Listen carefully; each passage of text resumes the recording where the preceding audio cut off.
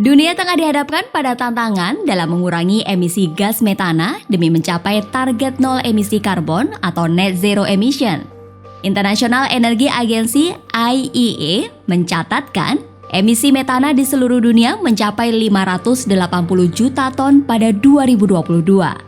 Setidaknya, sebanyak 133,3 juta ton berasal dari sektor energi global, meningkat dibandingkan dengan 2021 sebanyak 130,9 juta ton. Menurut IEA, emisi metana dari operasi industri minyak dan gas bisa dikurangi hingga 75% pada 2030 dengan melakukan sejumlah langkah mitigasi. Hal ini penting mengingat sektor migas berkontribusi sebesar 15% pengurangan emisi gas rumah kaca. Skenario IEA untuk net zero emission by 2050 memperkirakan emisi metana dari operasi minyak dan gas turun dari 80 metrik ton pada 2022 menjadi 17 metrik ton pada 2030.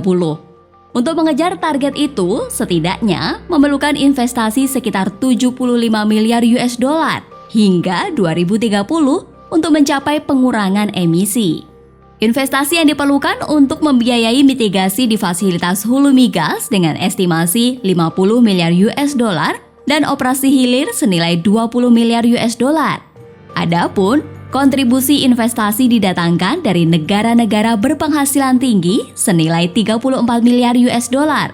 Negara-negara berpenghasilan menengah ke atas senilai 27 miliar US dollar. Negara berpenghasilan menengah ke bawah senilai 13 miliar US dollar. Dan negara berpenghasilan rendah senilai 3 miliar US dollar. Gas metana merupakan salah satu kandungan gas rumah kaca yang bertanggung jawab sekitar 30% terhadap kenaikan temperatur global sejak era revolusi industri. Menurut IEA, upaya menekan emisi metana dalam industri migas adalah salah satu opsi termurah untuk mengurangi emisi gas rumah kaca dimanapun dalam perekonomian. Upaya menekan emisi metana di sektor migas menjadi pilihan ideal, mengingat biaya yang dikeluarkan relatif lebih terjangkau dibandingkan dengan industri lainnya. Berdasarkan kajian IEA, pengurangan emisi kumulatif antara 2023 dan 2030 diperlukan pengeluaran sekitar 315 US dollar per ton pengurangan metana, setara dengan biaya rata-rata global sebesar 11 US dollar per ton CO2 ekuivalen. Adapun metana yang ditangkap yang dapat dijual akan menghasilkan pendapatan sekitar 45 miliar US dollar hingga tahun 2030. Dengan mempertimbangkan hal ini, biaya bersih rata-rata pengurangan metana hingga 2030 kurang dari 5 US dollar per ton CO2 ekuivalen. Untuk mewujudkan strategi ini, IEA memberikan rekomendasi, di antaranya investor dan perusahaan asuransi harus memasukkan pengurangan metana ke dalam keterlibatan mereka dengan industri migas.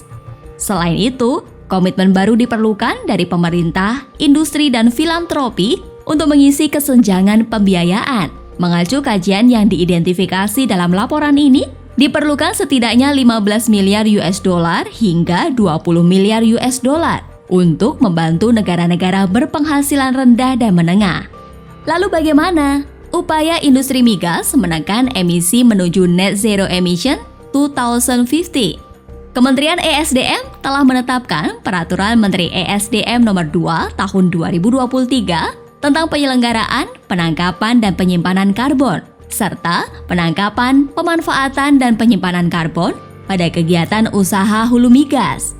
Dirjen Migas Tutuka Aryaji mengatakan, penyusunan aturan mengenai penyelenggaraan, penangkapan, dan penyimpanan karbon, serta penangkapan, pemanfaatan, dan penyimpanan karbon dalam kegiatan usaha hulu migas telah melalui proses yang cukup panjang. CO2 dari luar industri migas dapat diterima, dimasukkan ke dalam lapangan gas dengan cara bekerja sama dengan kontraktor, dimasukkan ke POD, dan diajukan ke SKK Migas jika menggunakan skema kontrak cost recovery, kata Dirjen Migas ESDM Tutuka Aryaji. Mengapa Carbon Capture Storage dan Carbon Capture, Utilization dan Storage atau CCUS menjadi penting? Pasalnya, upaya ini akan memainkan peran penting dalam mendukung transisi energi Indonesia, khususnya bidang industri, pembangkit listrik, dan transformasi bahan bakar.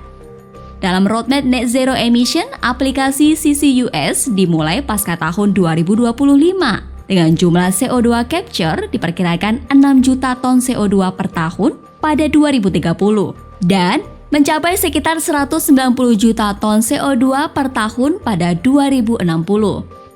Aktivitas industri migas memang menjadi salah satu dalang meningkatnya emisi gas rumah kaca.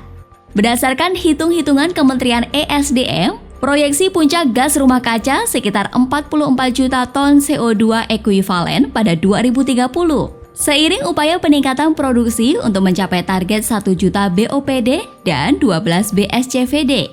Sementara total emisi sampai 2060 diperkirakan sebesar 1.149 juta ton CO2 ekuivalen, di mana 659 juta ton CO2 ekuivalen dari hulu dan 490 juta ton CO2 ekuivalen dari hilir.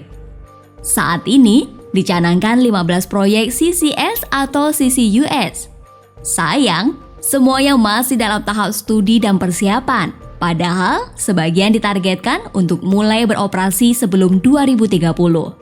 Proyek-proyek ini dilaksanakan oleh berbagai perusahaan hulu migas, di mana sebagian besar dilaksanakan oleh Pertamina, dan melibatkan kolaborasi dengan berbagai pihak, baik nasional maupun internasional. Maret silam, PT Pertamina Persero dan Chevron New Energies International (PTE) Ltd menandatangani Joint Study Agreement untuk mengkaji kelayakan Carbon Capture Storage dan Carbon Capture Utilization dan Storage di Kalimantan Timur, Indonesia.